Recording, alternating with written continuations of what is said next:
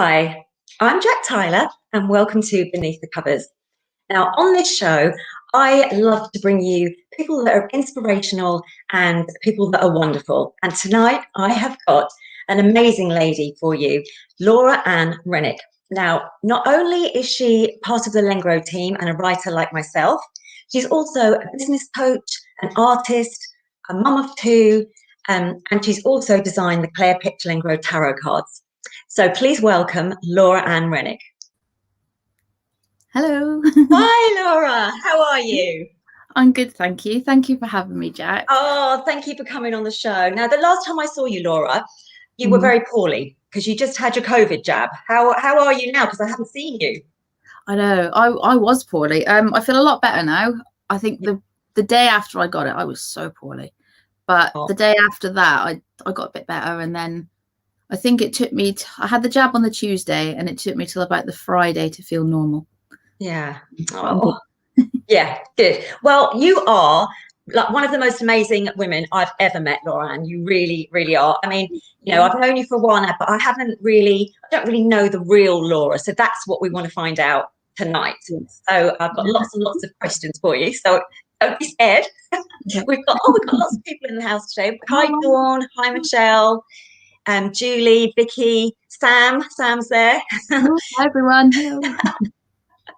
So, okay, so let's start at the beginning. Okay, so let's go to your childhood. You're from a military family, aren't you? And did you grow up in Germany? Is that right? I did. So I was born in Germany and I lived there till I was 3.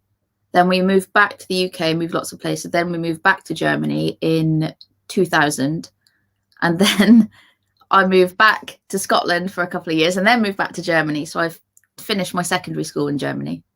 How was that though, being a child, moving around so much? I mean, it must have been really difficult to make friendships and, you know, have sort of communicate with people, really. Yeah, it was, I suppose I didn't really know any different. I was born into it and it was just the norm of you'd move somewhere for a little while, you'd make some friends, you'd leave, go somewhere else and do it all over again. Yeah. But it was kind of, I learned to blend in really, really well. And at the time it was great, but I think following on from that, it was my downfall, to be honest. I wanted to ask you about that because I have read in, in your blogs and things before, you talk about your childhood and you say it was almost like you had to be a chameleon, you had to blend in, you had to fit in, and that wasn't really you. What did you mean by that? Yeah, so obviously aside from my spiritual side, that was a bit, you don't want to put that out there when you're growing up because kids are mean as it is. But so when did that start then? Did that start when you were very young? Yeah. Not until I was about 18 did I realise what it was, but there was so much stuff thinking back. Like, I'm like, I've been doing this for years and years and years.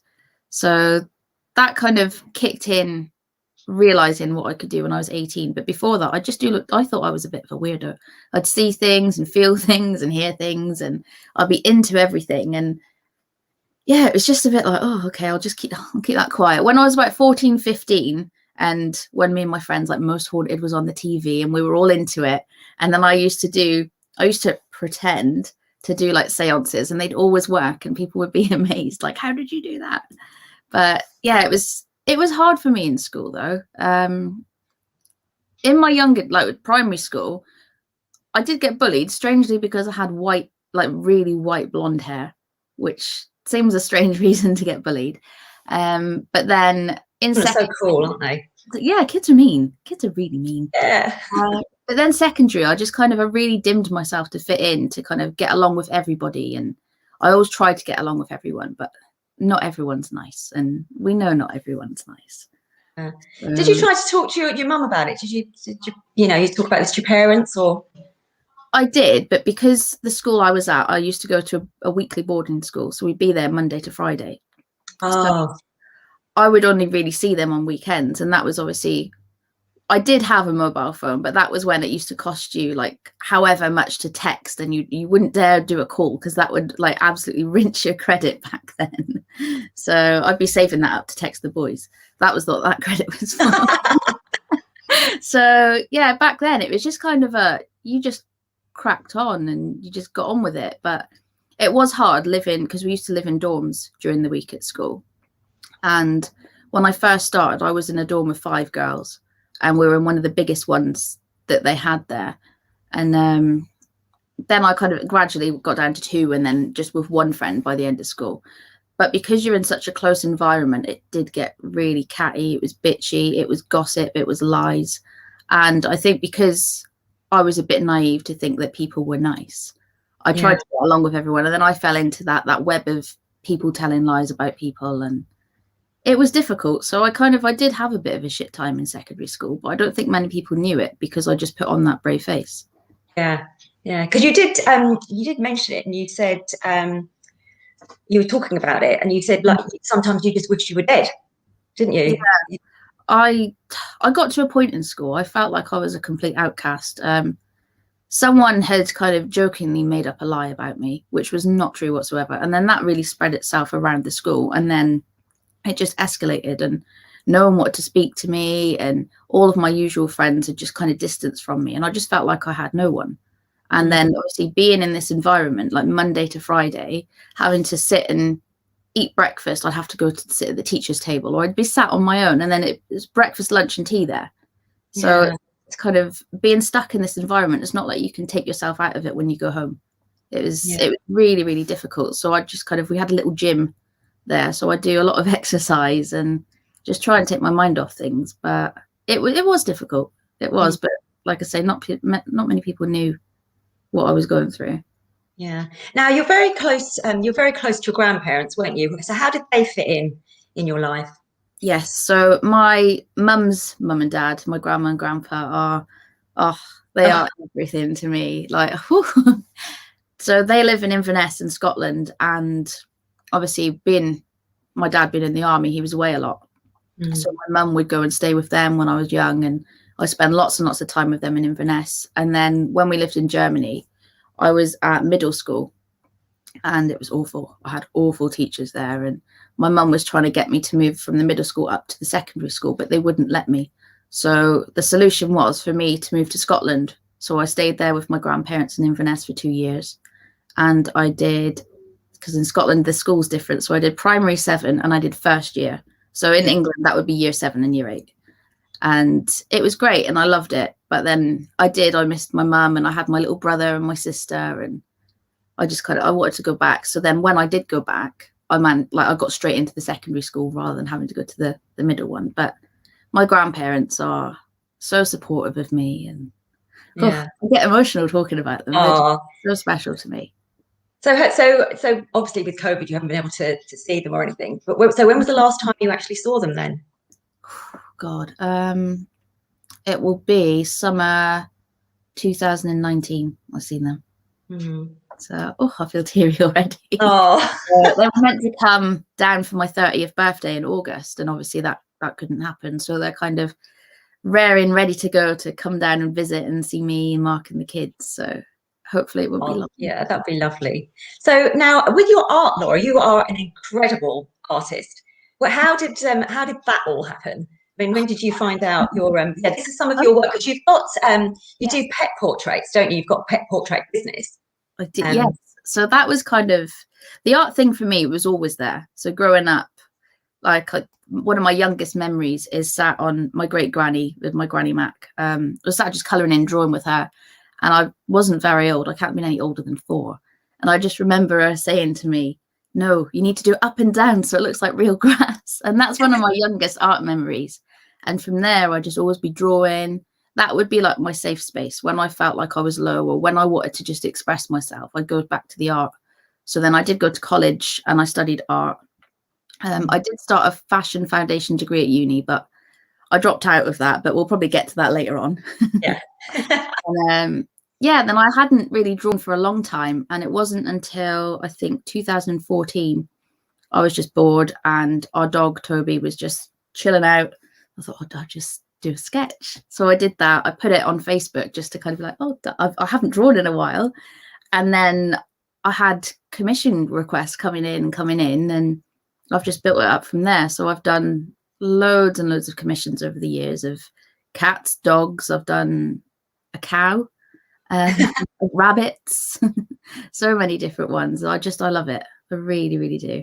So what happened when you went to college then? What happened to your fashion Oh, so this goes into a deeper story. So when I had first started college, so I'd stayed in Germany a year after I finished school because my dad was away and my mum wasn't very well. So I'd stayed back to help her look after my brother and sister. So then I'd started college when I was 17. And at the time, I'd been in what I thought was a long-term serious relationship, which obviously looking back now, I'm like, yeah, that was a puppy love one. But then that came to an end, and that ended in the May.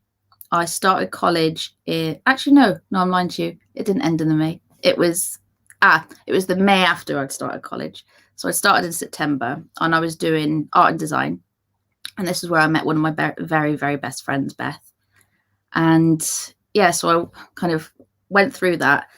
Then in the October, in my second year, I met someone that had a very profound impact on me. At first, it was amazing. It was full of love. It was fun. It was great. Everyone loved this person. And that is not the person that they turned out to be. So we'll talk about that. Hold that thought, because I'm going to go back to that. Yeah. So with this kind of the fashion design, originally I wasn't going to apply to uni because they didn't want me to. And I left it until I think it was the last month before we had to put in our UCAS applications. And I thought, I'm going to do it. I'm going to put in for a fashion foundation degree. So I did. I got accepted. I had the points. I don't know how, but I managed. And I went and I did my interview, and I had obviously the confirmation to say yes, they would take me on. So I went to Newcastle to study fashion design, and I got to the end of my first semester, and it didn't fit right. I felt it wasn't for me. Everyone was living on site. I was having to travel like over an hour and a half to get there and back, so I couldn't stay for all the drinks, and I wasn't enjoying uni life, and I dropped out.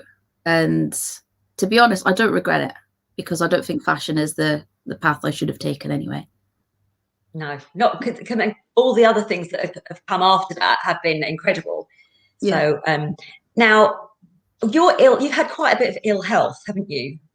When did that start, and what exactly? What conditions do you have? So when I was 14, I was diagnosed with juvenile arthritis. At first, they thought it was growing pains and whatnot, and I suffered really, really bad knees. And that's kind of been on off for a long time. And it wasn't until after I had Imogen in 2013, my health really took a turn for the worst. It wasn't great. I was constantly ill. I was tired. Everything hurt. My joints, it wasn't great. So after like a long journey, I got diagnosed with fibromyalgia, joint hypermobility syndrome, and obviously the arthritis as well. So as well as that, I also had postnatal depression. And then because of the diagnosis, I was in a depression with that anyway. So that was quite difficult. Obviously, I still have the fibro and whatnot, and I'm not on any medication, which is good. So I've self-managed for the past 4 or 5 years. What sort of thing makes it flare up then? Is there certain things that trigger it? Yeah, so it could be certain foods that I eat. It could be just overdoing it some days. Some days if I do too much physical stuff, it will trigger it. Some days it's just I wake up and it just doesn't like me that day. It can be really, really difficult. It's so unpredictable. So it's hard, and I do hurt most of the time, and like my hands will swell up, and obviously being an artist, it's not great. Yeah. How do you cope then with being an artist and not taking any medication? How do you cope on the days when it does flare up? Yeah, a lot of it. A soaking hot bath does a lot for me.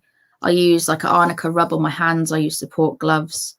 If my hands are really bad, they'll swell and I'll struggle to get a grip. So I probably won't draw that day, which is now why I've cut back on the amount of commissions I do in a year, because at one point I was doing 4 a month, and trying to promise 1 a week was just not doable. So now I spread each commission over 2 months. So knowing I've got that time, but then I can give more love to each one as I do it. But the incredible thing about you, Laura, is now, because we've known you for quite a while in Lengro, and none of us would ever guess there was anything wrong with you. You never complain, you never moan about anything. You just always get on with everything. You're incredible. You really, really are. It's just amazing. But but now with your art, you also do a thing called soul art, don't you? Which you really love, don't you? I can see your face is already lighting up when you're talking about that. So tell us about soul art. So you'll probably see that's one of them there. So it's basically just, it doesn't have to look like anything. You just get into your own flow and you play music, maybe do a bit of meditation, and I just flow with it and just go with the movement. And then I've got, actually it's right here, my pestle and mortar, my trusty steel. It's really heavy. I'll grind down crystals in that, and that's like a therapy in itself. And then they go into these lovely little jars. So then when I'm painting, I'll just sprinkle. So you just grind down normal crystals? Yeah, I just smash them up a little bit, grind them down, and then they turn into like a fine dust, and then you can just infuse them into the painting as well. And you get a painting from it, but it's a therapy in itself. You could express so much, and you just, because you let it flow, you don't preempt what it's going to be. It's healing. It really, really is. And you teach that to people, don't you? Don't you have classes and things? Yeah, I've got a workshop actually starting in May, a 3-part series. In May the 5th it starts, and it's more, rather than about creating the art, it's about finding yourself, letting go of any holds of anything. Like, we have so much noise around us, and that just helps us let go of it. You tune into that, and it doesn't matter if it turns out to look like a load of crap. It doesn't matter. It's not about the end product. It's about the journey and letting go. And so you don't have to be an artist or be able to draw or anything to. No, not at all. Actually, it probably serves you better if you can't draw, because someone that's probably well trained in art would maybe struggle to do it, to kind of get that fluidity, to let go and to just give in, because they'd be so tight in what they want to do. And so, yeah, if you're not an artist, it's better. It's all about movement and mark making and color, and it's just great fun. It's special, so special. How did you come up with that idea? I did it one day, and I just sat there and I didn't know what I wanted to paint, and I just put my music on and I got into a trance, and I had my oils, and I thought, I just go with it, and I just felt into it, and I just started creating these paintings, and they were lovely. Yeah, each one always has like a channeled message with it as well. Yeah. Now you've got quite a few businesses on the go, haven't you? I mean, you've got the one that we're all in, the Soul Circle. Yes. Oh. So tell everyone about that as well, because that I came to one of your meditations the other day. We had that one Thursday evening, and that was incredible. Yes. So about that.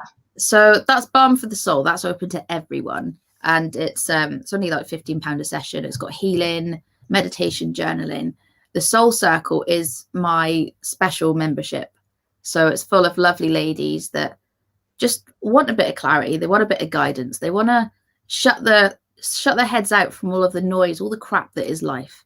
And either if they're there for spiritual growth, if they want to learn more, grow, or if they're there just for the guidance or for the safe space to just be in. And it's a group, I think we've got 27 ladies in it now, which is absolutely incredible.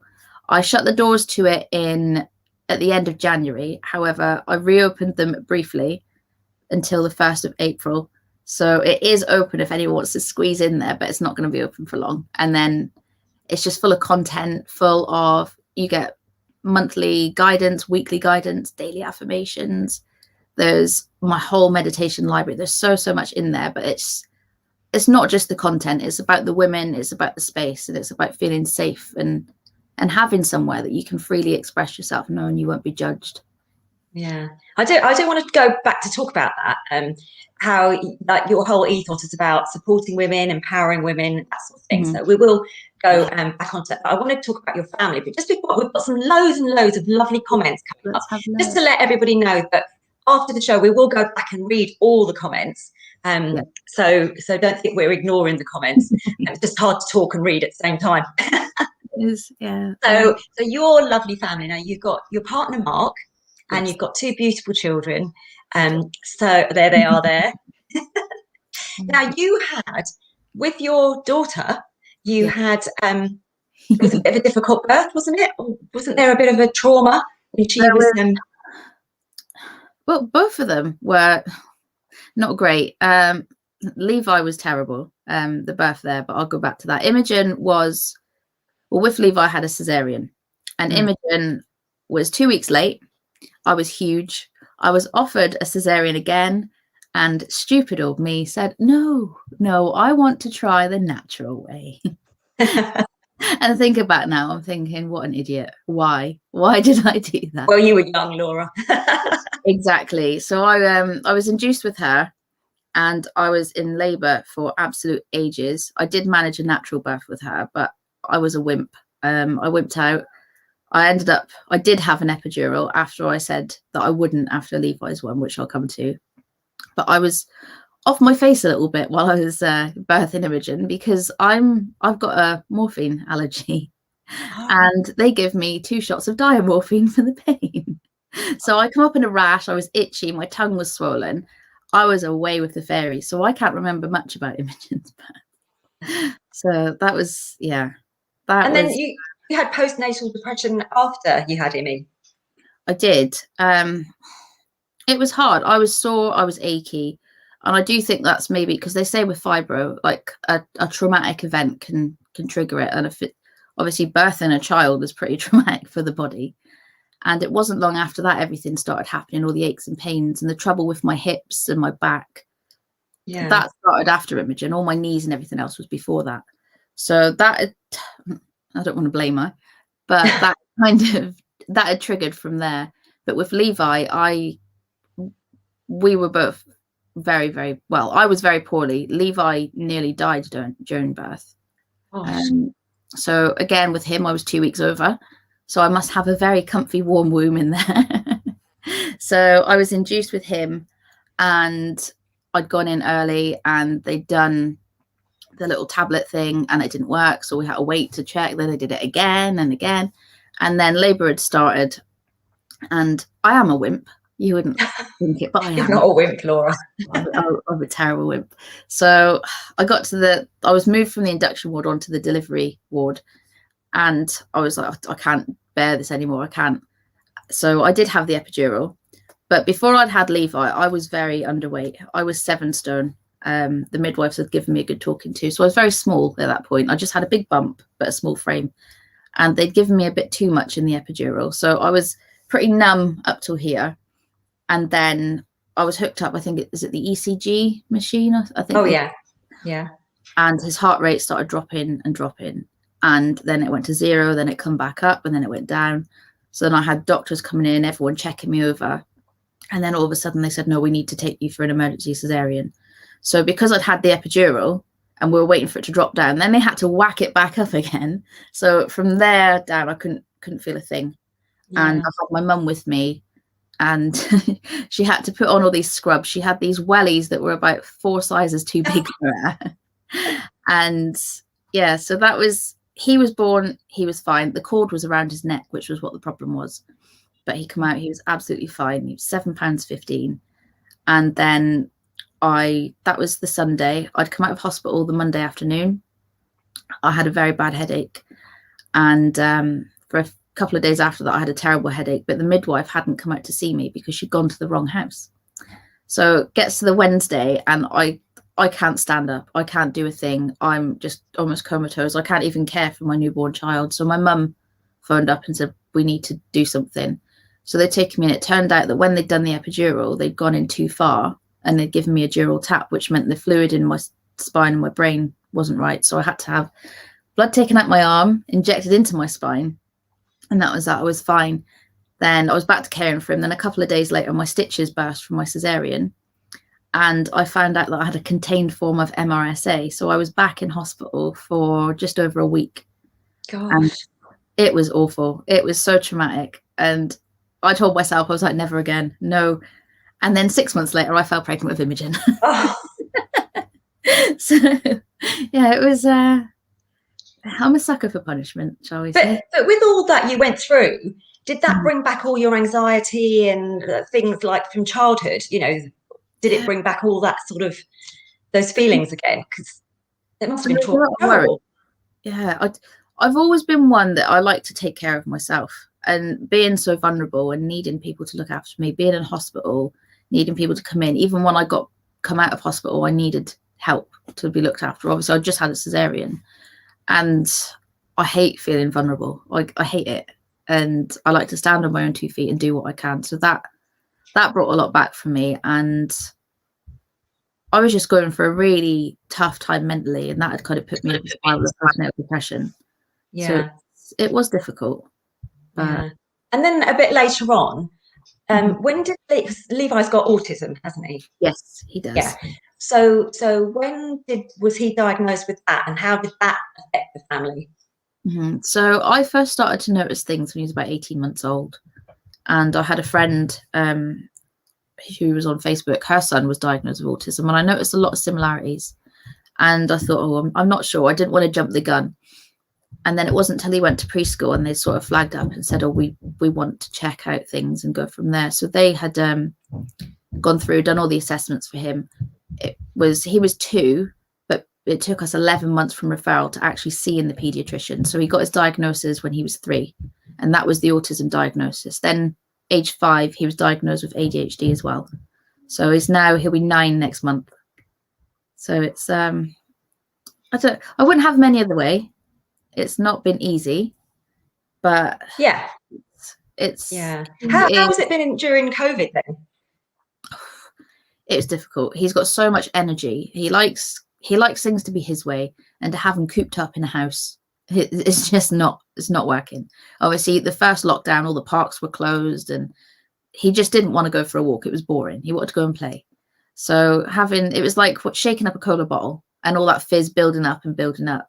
So this lockdown, he managed to go back to school, and he could be in his usual routine, and it has been a lot easier for him. Yeah. I found actually teaching him, doing the homeschooling with him, I loved it. I really, really did. I teaching him, because the first time around, nobody knew what they were doing. So I was just winging it. And I was teaching him by stuff that he loved. And it was great to have that time with him, and with Imogen as well, doing it all together. So she's great. I just don't know how you managed to fit everything, because you also go into school, don't you? You also, what do you go into school? What do you teach? Do you help out? What is it that you do? So I started off at school doing after school art club, and I'd run that twice a week for the kids. And then the school invited me to come in during school hours twice a week to do essentially art therapy with some of the children in there. So I go in twice a week, and I've got one day I have the younger children, one day I've got the older children. And it's so special. It's not, like I said, it's not about the art. It's about the talking, about the confidence, making them feel good. And I love it. I really do. It's such a nice, lovely little village school as well. And I adore it. And there's so many lovely children that I work with. I think everything you went through during your childhood must have sort of really prepared you for that. And, it's almost like you had to go through what you went through to be able to help these children. It's incredible. Yeah. I do think that we go through things in life to be able to help others through the same things. It's almost like being given a toolbox. And now you're really, really into helping women, supporting women, and empowering women and that sort of thing. But you have actually been through quite a bit of trauma years gone by. You have suffered with domestic violence, haven't you? But it's only recently that you've sort of come out and spoken about it. So what made you talk about it now? I'm doing a lot of talk about kind of embracing who you are and not worried about what other people think. And I thought it was time to share my story. Like, you have to kind of practice what you preach. And I thought, who am I to tell all these women this when they're maybe in a situation that I've been in, and they're thinking, well, who's she to tell me that? She's not been through what I've been through. And I thought it's important as well to let women know that they're not alone, and especially in this time during COVID, because people are stuck in, and obviously we hear about it. It's going on. So I thought now the type of work that I'm doing, to let people know that if they don't want to speak up, I have got a voice for them. I can be there, whether it's domestic violence, whether it's trauma, whether it's just lack of confidence, anything. So I'm just reading the comments. Do you think it's almost like, I mean, I've never been through anything like that, so correct me if I'm wrong, but when you go through that sort of thing, by not talking about it, it's like kind of you've given your power away, isn't it? But then when you start talking about it, it's like you've kind of got your power back. You've got a bit of control. So now going back to, you mentioned your college days. So tell us what happened there, if you don't mind sharing it. So I was at college. That was me at college. In bod. So I was at college. I'd been in town that day with a friend. I think because I went to college in Durham, and I'm sure it was Derby Day. So I think it was Newcastle against Sunderland, which is a big thing for people up there. And walking back, going to the bus, I had no plans. And I'd seen another friend outside a pub. And they said, oh, come in for a drink. So I got in with her, and she was with her boyfriend. And her boyfriend's friend was there. And we got on so well. He was bubbly. He was funny. He was just such a nice guy. And then they sort of said, oh, we're going back to my auntie's for some more drinks. Do you want to come with? So I was like, yeah, I like this guy. He's lovely. And we were inseparable. We spent weeks together without not being apart. And then it come to a point where I was living, I couldn't stay there anymore. So then he said, well, why don't you move in with me? Because he had his own house. So I did. So I think we'd been together 2 months and I'd moved in with him. I was just turned 18. So I was a bit, what do you call that, wet behind the ears, would they say? And we had our first Christmas together, and that's when things turned. And he was not a nice guy, but everyone loved him. They loved him to bits. My parents loved him, my family, all of his friends, everyone just thought he was amazing. But he grew up in, I think his dad was also very violent, so he didn't know any different. And I'd make excuses for him in my head, thinking it's fine, like he doesn't know any better. And you probably thought you'd be the one to change him. Exactly. And I was just I was so in love with this guy. I was like, oh, it'll get better. And it started off just like name calling and saying mean things. Then it started off like throwing things at me or kicking things at me. And then once, because we had a cat, he'd thrown a closed tin of cat food at me as I was walking away from him, which had smacked me in the back. And I used to have to hide out in our bathroom for him for hours because he'd be in such a rage. And then it got more and more violent, and he would never physically hit, like he wouldn't hit me. He would grab me, he would squeeze me. And his favorite thing to do was to kind of almost try and gouge my eyes out with his thumb. That was his favorite. It was awful. And we had a big fight. It was after his brother's birthday. We'd been out and we had a big fight one night, and he went off and I went home, and then he was there and he sobbed and apologized. And then we went up to bed, and then it just turned again. And that was the biggest physical fight I'd had. He'd hit me. I'd tried to hit him back, but because I'd hit him, he kind of knocked me off the bed. It was awful. It was really, really violent. And I just thought, I can't do this anymore. I'd had enough. And people that I was working with, because I was working at a bar, my boss was very, very short with me because I kept not going in. College at this point, I'd missed a lot of college because I wasn't going in, because he was actually locking me in the house, telling me I wasn't allowed to go out. So this is why I didn't apply to uni to begin with, because I wasn't allowed to. Did you talk to anybody about this, Laura? Did you talk to any friends or anybody? So my best friend Beth, she knew. We'd actually, so the guy and I, we'd actually gone to stay at Beth's for a night with her and her partner, and he'd kicked off with me there. He'd started a fight with Beth's partner. It was horrible. And then actually, funnily enough, so my last year at college, our final major project, we could do on any topic that we wanted. And I did a whole fashion design project around domestic abuse. And that was like my cry for help.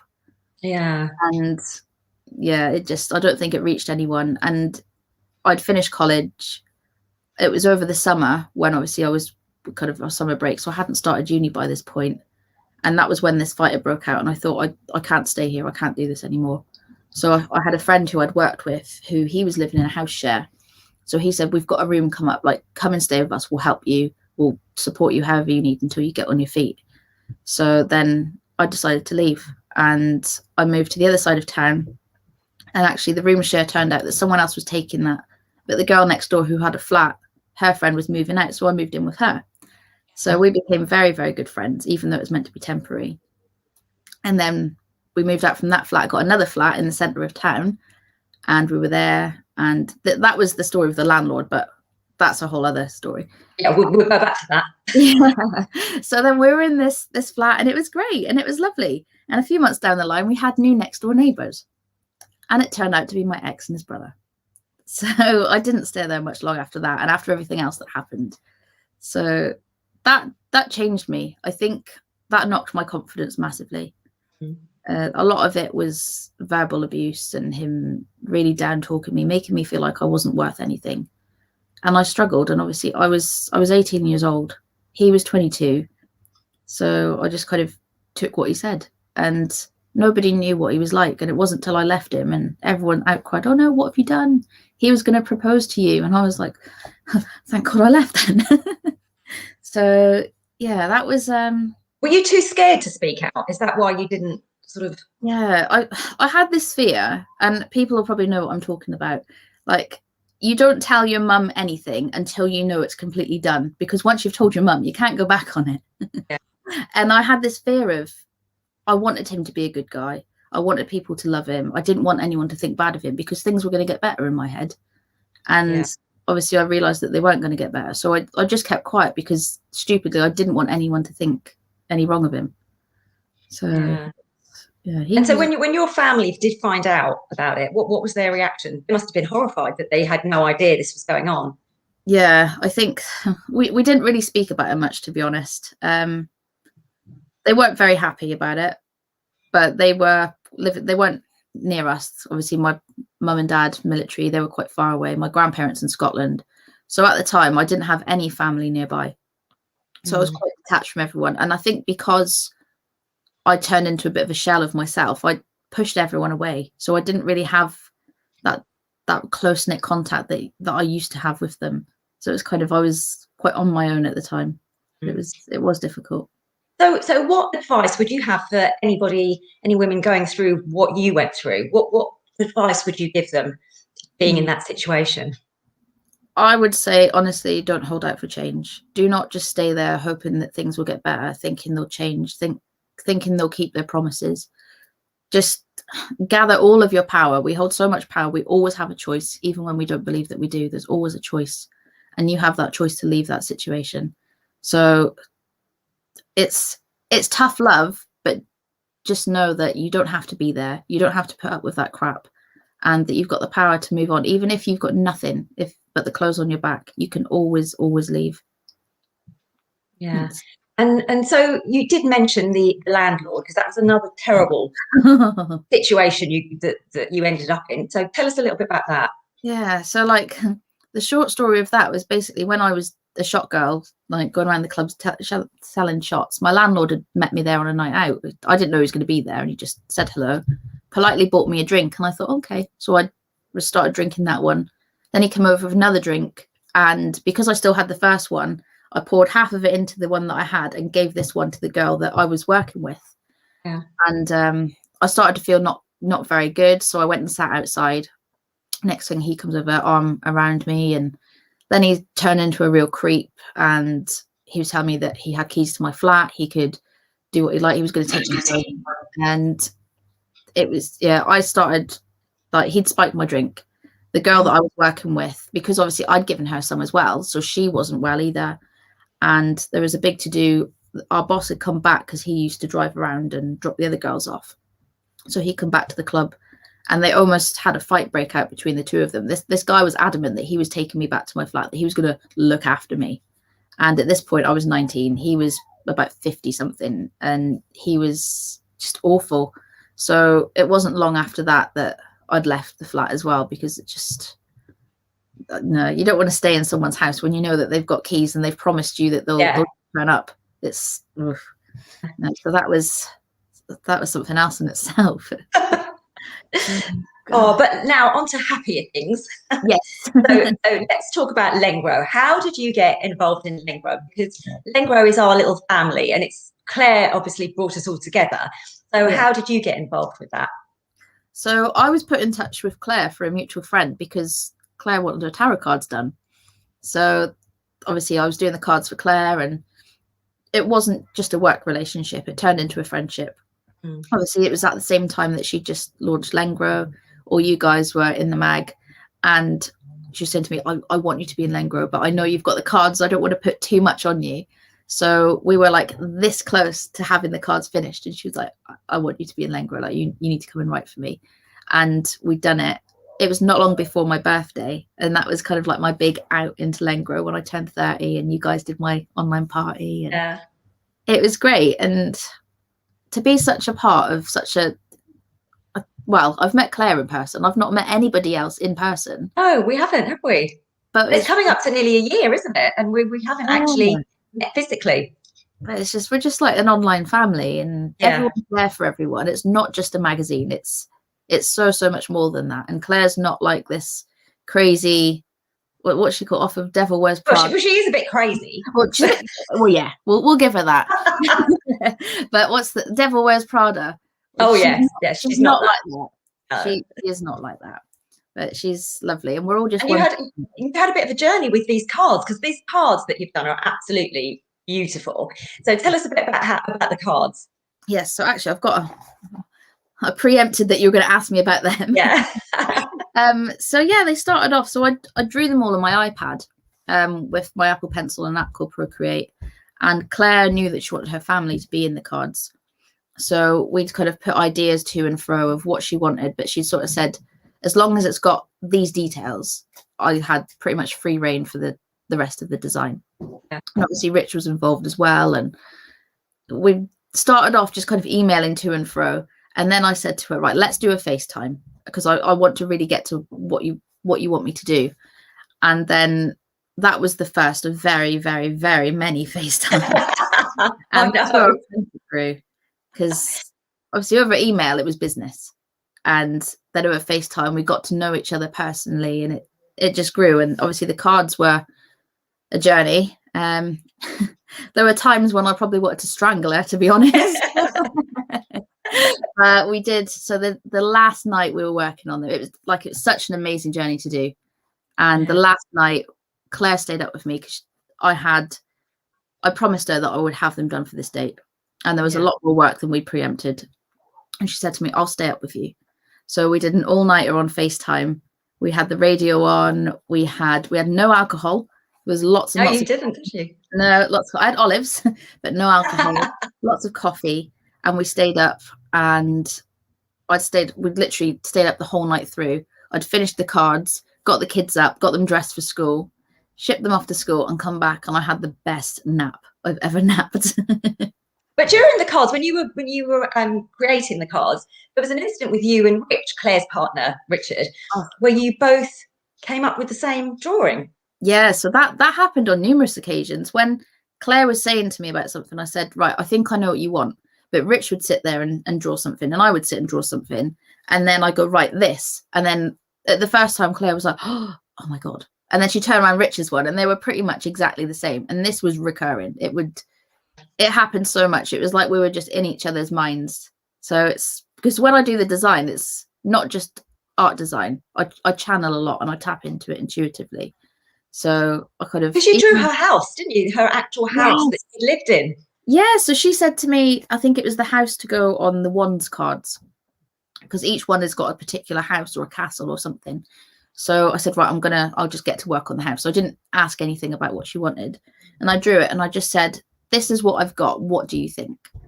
And she was almost speechless. She was like, that is the house that I grew up in. And she sent it to people that knew the house, like Gemma and Gemma's mum and whatnot. And they were like, that's the house. And I still hadn't seen a picture of this house. And they were like, that is my childhood house. So I was like, oh my God.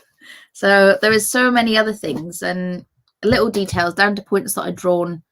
One of them where I had to draw I think it was one of the page cards, and I'd drawn this man, and it turned out to looked like the spit of one of her uncles, I think it was. Oh my God. Yeah, so it's... But not only did you draw cards, but you can actually read cards as well, Laura. How did you learn to read cards? Yeah, so I'm quite a seasoned reader, so I can do tarot and I do oracle. I also do pendulum, and I am a medium, but I don't offer readings anymore. I used to. But I first started... So what made you stop? Because I know you did used to do that. Yeah, so not to toot my own horn, but I am a really good medium.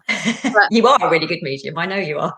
But I got to the point that because it does take a lot of my energy, and because obviously my physical health isn't the best, and because the way that I work, I'll take on information, but I'll also take on physical feelings.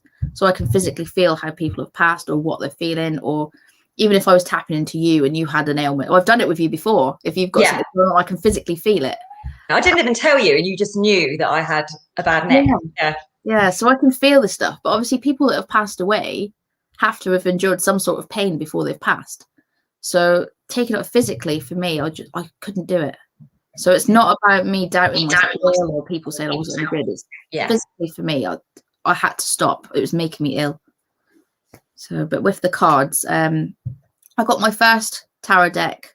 I was about 19, and to me, it was a novelty. I did it for fun, and I do it for my friends, and they go, "Oh, you're good." And it was a joke, but I'd always hit the nail on the head every time. And then it become a thing, like, "Oh, do my cards. You do my cards." And then I hadn't done it for a while, and I'd done just for friends over the years. And then when Imogen was about 6 months old, maybe, I started doing them, just practicing for friends, and people were saying, "Oh, you're really good." So I started offering them for £5 for a reading, and I had all these people flocking to me for these £5 readings, and they're like, "Oh, like such good reviews." And then I worked my way up and turned it into a business alongside the portraits, and then from there it's grown from just giving novelty readings to now doing all the work, like the deep guidance that I do. Yeah, so it's great fun. I've got so many decks. I think I've got about 21 decks of cards. Has Emmy shown any sort of tendencies towards that? Yes. Oh, so she's got 2 decks of her own cards. She's got the Fairy Oracle, and she's got the Mermaids and Dolphins Oracle as well. Yeah. So she loves it. She loves her crystals, and when she was younger, not so much now, she used to talk a lot. She used to do a lot of past life stuff, talking about her old mum, and she'd tell me that she didn't have a dad, but her old mum had died, and her and her brother had to go and live with their granny. And she'd tell me all this stuff, and she's so in tune. She knows things, and I'll do little tests with her. So if anyone's watching and they think that their child's intuitive and they want to help them out, I'll get a drawing pad and I'll do numbers or shapes, and I'll draw, and she has to tell me what she thinks it is, and it just works that muscle. And she's so good. She's really, really good. And she loves yoga as well. Yeah, and she also writes for Lengro Kids as well, doesn't she? She does. She's a little writer, bless her. She's doing really well. She is something else. She's lovely. She'll be 8 in August, and she is my little best friend. I think I love both of my kids to bits. But Imogen, she helps with Levi. She helps me when I'm poorly. If my back's so bad, she'll help me put my socks on. She's just a lovely little helper, and she's great. She's so fun. Yeah. Oh, bless. Now tell us about past life regression, because you really are interested in that. You've had that, haven't you? You've had that done. Yes. And yeah, so explain a bit about that, because I find that absolutely fascinating. It's amazing. So I do past life meditations. I think I did one in my Balm for the Soul class a while ago. There's another one coming up soon. But I've been kind of doing my own research and studying deeper into it, and about like the actual science behind it all and people's experiences.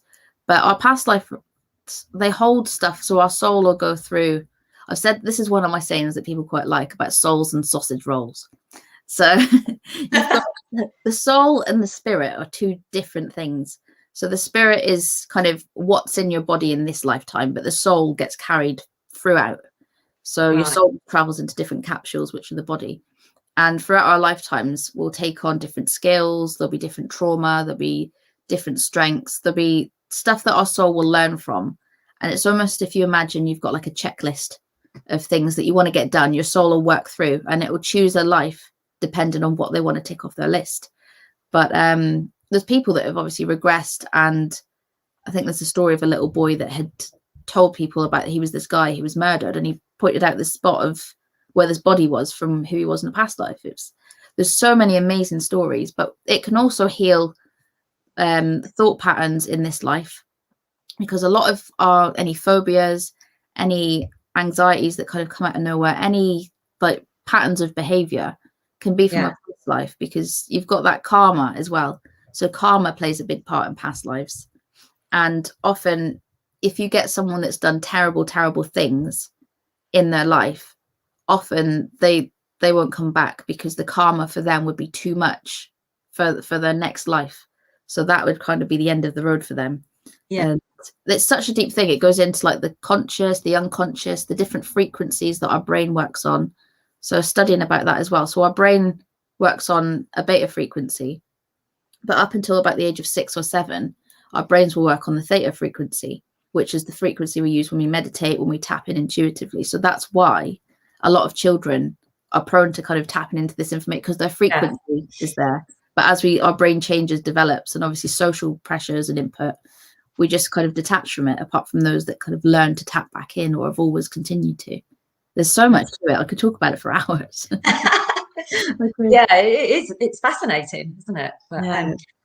So what is next, Laura? What have you got coming up? So I have got big plans. I've just started putting together something, and it is cool. So I've been very good on this live, let me say, but I'm a very sweary person. I know. I was thinking, I swear away, Laura. I don't mind, honestly. Okay. And I've kind of, like I say, I've been telling people to step into their own, all this women's empowerment, and I'm putting together something. It's called Go F Yourself. And at first glance, you'll think it's go fuck yourself, but it's not. It's go find yourself. And it's about women to stop giving a shit what other people think, because a lot of our choices, our decisions, a lot of the results of that are based around us becoming this person that people want us to be, doing the things people want us to do. So I'm putting together what's essentially going to start off as a masterclass, a one session. Then that's going to grow into a boot camp. Then it'll grow into a big program. And then I've got plans to write a book and do an oracle deck as well. So there's lots in there. I don't want to kind of run before I can walk. But it's all there. And anyone that's interested, anyone that's kind of done feeling like shit, anyone that's kind of so over being tired and kind of fitting themselves into a box that they don't belong in, like anyone, that this is who it's for. Any women that just want to be themselves but don't know how, or they've just kind of forgotten how to be themselves. So well, we've got your details that we're going to run across the bottom of the screen, so anybody that wants to get in touch with you or ask you anything or talk about anything that we've talked about today, they can get in touch with you with the when we see your details across the screen. But oh my God, Laura, I could just talk to you all night. I really could. It's just been, I'm so glad that you could come on and tell your story. And and if anybody's been affected by anything that we've been talking about this evening, there are some helplines there as well for you. So yeah, Laura, good luck with everything that you're planning to do. And obviously we're going to see lots more of you in the magazine. And hopefully see you in the flesh when we can all get together and have a Lengro party. I know, a big squeeze, a big Lengro squeeze. yeah, that'd be great. But yeah, thank you so much for joining me today. And thank you everybody for watching us. I hope you've enjoyed it. So until the next time, sleep tight. Thank you.